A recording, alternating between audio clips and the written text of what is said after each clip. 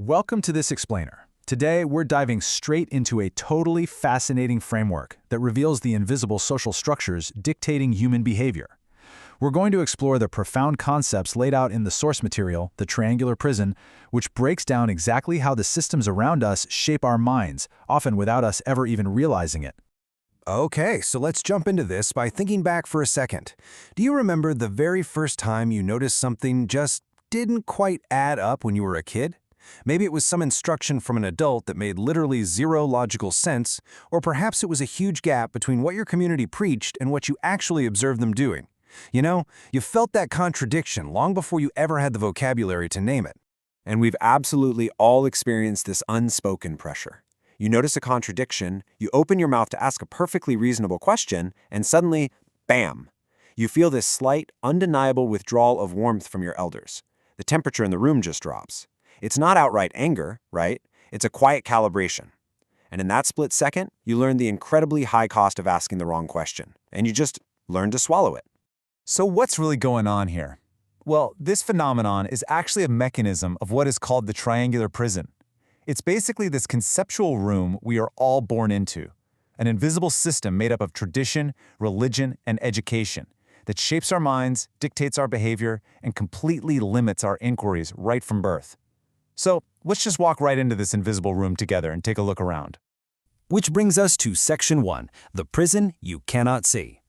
So how does this invisible system actually get installed in our minds? Well, it happens in 4 steps. First, you notice a contradiction. Second, you ask a question. Third, the room's temperature drops. And finally, you learn to swallow the question. I mean, this brilliantly shows how a 6-year-old learns compliance, not through physical guards or locked doors, but through an instinctual calibration of social survival. Actually, fun fact, the human brain processes social exclusion through the exact same neural pathways as physical pain.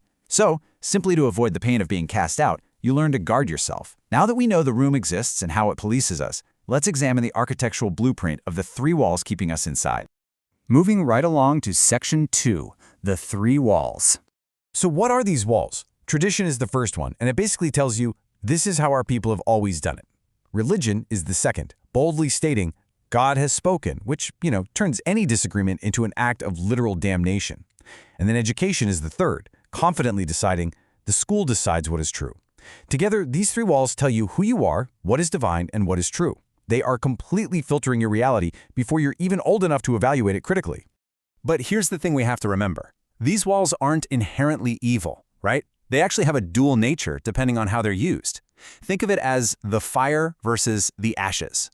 When a wall acts as genuine fire, education empowers students to read past the syllabus and literally change the world. It fuels growth. But if that exact same wall is captured by power, it becomes ashes.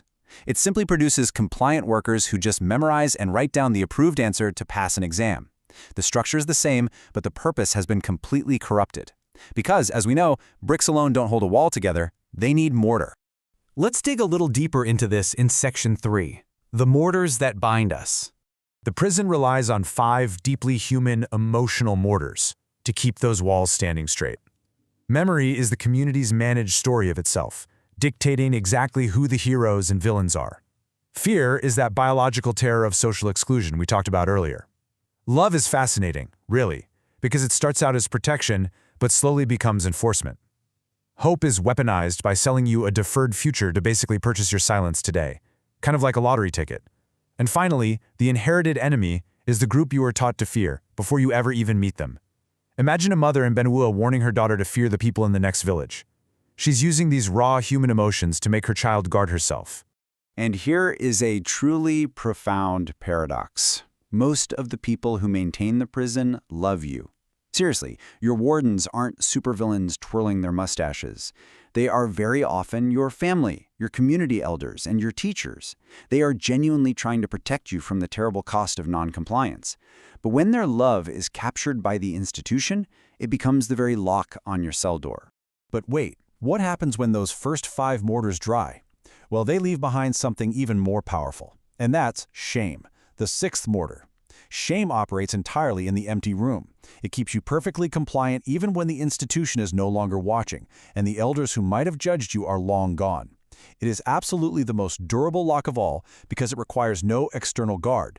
You simply refuse to question things because asking would mean admitting you were complicit for all those years. Now we have to shift from the personal to the macro level and ask a pretty chilling question. What happens when these deeply human mortars are weaponized at scale? This leads us to Section 4, the captured institution. When we trace the history of Jonestown, it reveals exactly how catastrophic a captured institution can be. Back in the 1950s, the People's Temple started out as a genuine refuge, offering soup kitchens. It was the fire. But by the 1970s, the religious wall had closed in, creating total geographic and informational isolation. And by November 1978, the institution had captured the mortar of love so completely that parents literally gave their own children poison. They genuinely believed they were keeping a final promise to protect them from a hostile outside world. Now, bringing this down to a more everyday scale, the financial extraction of captured tradition is just staggering. 4.2 million. That is the massive amount of nairas a Nigerian family actually borrowed to throw a socially mandated, quote-unquote, befitting funeral. Let's unpack the reality behind that massive number for a second. The deceased actually left no savings and had massive medical debts. Yet, driven by the mortar of fear and community memory, the family went and borrowed to fund that 4.2 million naira ceremony. And the devastating result? 18 months later, they literally could not pay school fees for the grandchildren. The tradition wall demands the living become poor to honor the dead. It completely confuses its loyalty, prioritizing a captured ritual over basic human survival.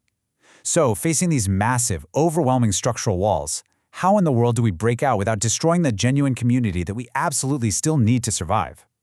That brings us to Section 5. Conscious inheritance.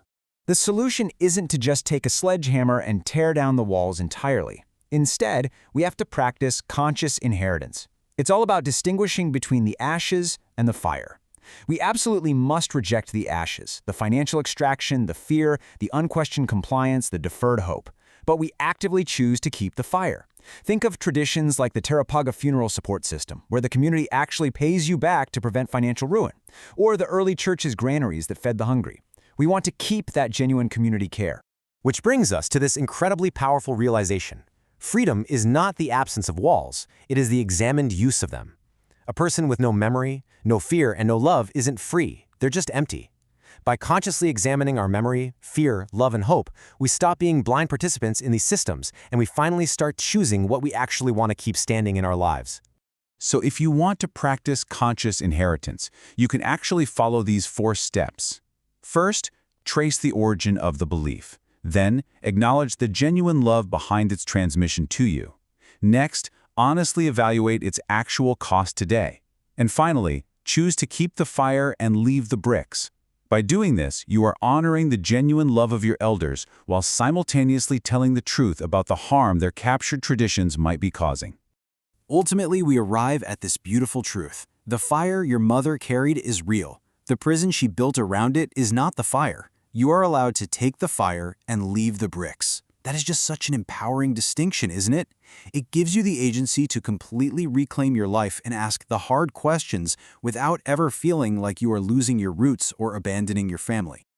So as you look at the architecture of your own life today, I want to leave you with this final, provocative thought to examine. Which walls were built to protect you and which were built to contain you? Take some real time to look closely at the walls around you. Identify those invisible mortars and start choosing your own inheritance. Thank you so much for joining me for this explainer.